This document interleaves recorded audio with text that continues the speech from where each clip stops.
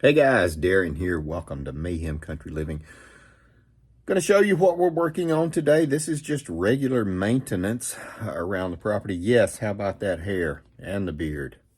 Um, the hot water heater has decided that it wants to pee.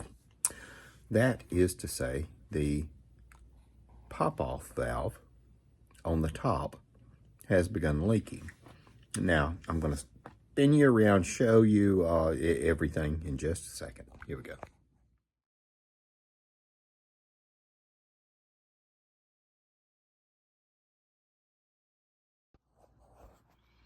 Okay, now we are back. This is the hot water heater, obviously.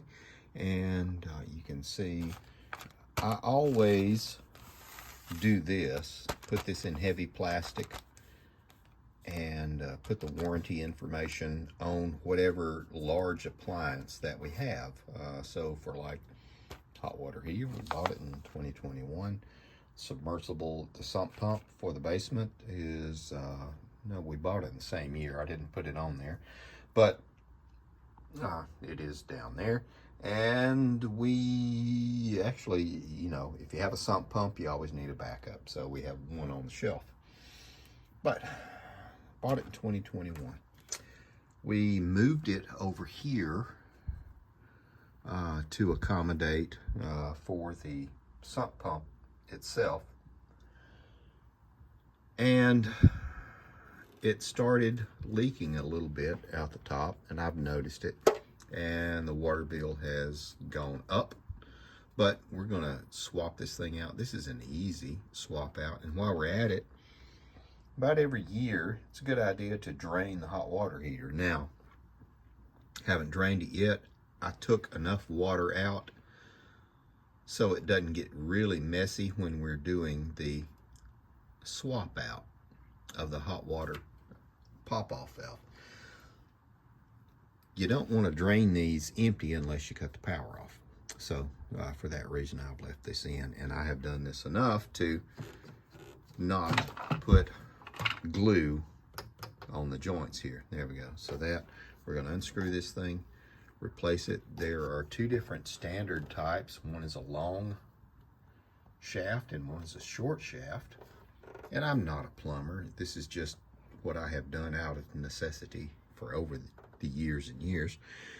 And when we finish, we'll cut the water back on and drain this thing out. You ought to drain your hot water heater once a year, just to make sure. We have a cutoff valve. We're fortunate enough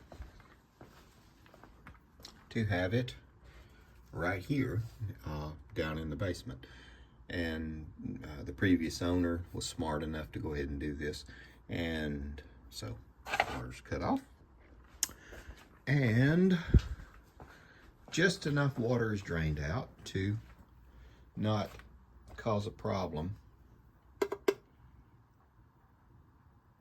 with the heater. So okay, all right, I have done this enough. I have made sure that I have clearance to remove the overflow valve, or the overflow pipe that goes to the valve. And there we go. And more than likely it is just sediment that causes a problem. Water's off, and you can see this. So now we're going to remove this thing, and that's easy, just with an adjustable wrench. What a cow. All right, now we are back, and I have cracked it loose. There we go. Just with the adjustable wrench, you know, draining out. So I just have a few minutes to do this before it gets empty. If you still have electricity going to it, you can flip your breakers and cut the electricity off. I just don't want the the electrodes to heat up without having water in there, because it'll just make them wear faster. So, more time. And you can see I bought the wrong one. Dadgummit. So, we're gonna make sure this water's cut off, and we're gonna run back down to the hardware store.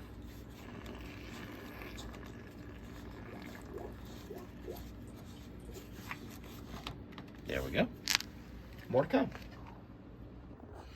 Okay, now we're back. And I had to get the long one. Went ahead and put the tape on there. There we go. Sorry guys, I don't have my tripod. This is an easy repair. There we go. Oh.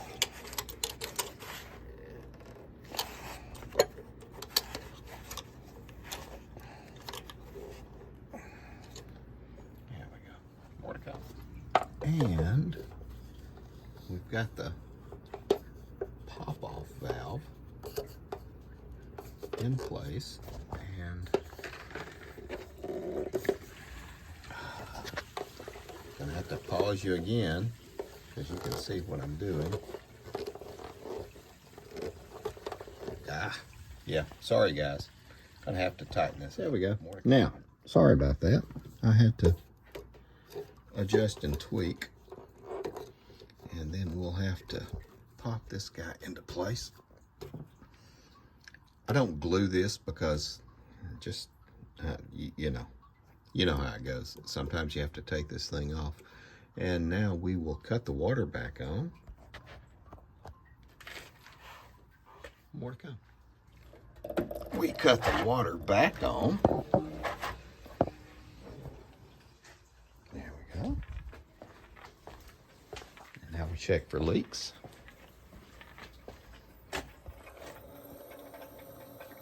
Everything is working. It's filling up. There are no leaks.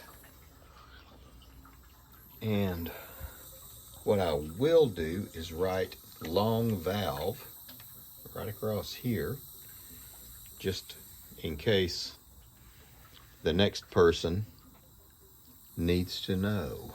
So, cool. And it's not leaking. More to come. Okay, now we're back. Got everything situated and adjusted, and it's all good. I'll put my alarm sensor back over here because this is what I use. I have several of these around freezers, refrigerators, stuff like that down in the basement. They alarm and send me an email if there's a problem, and we got it kind of done. I know this wasn't a honest to goodness how-to, but I just I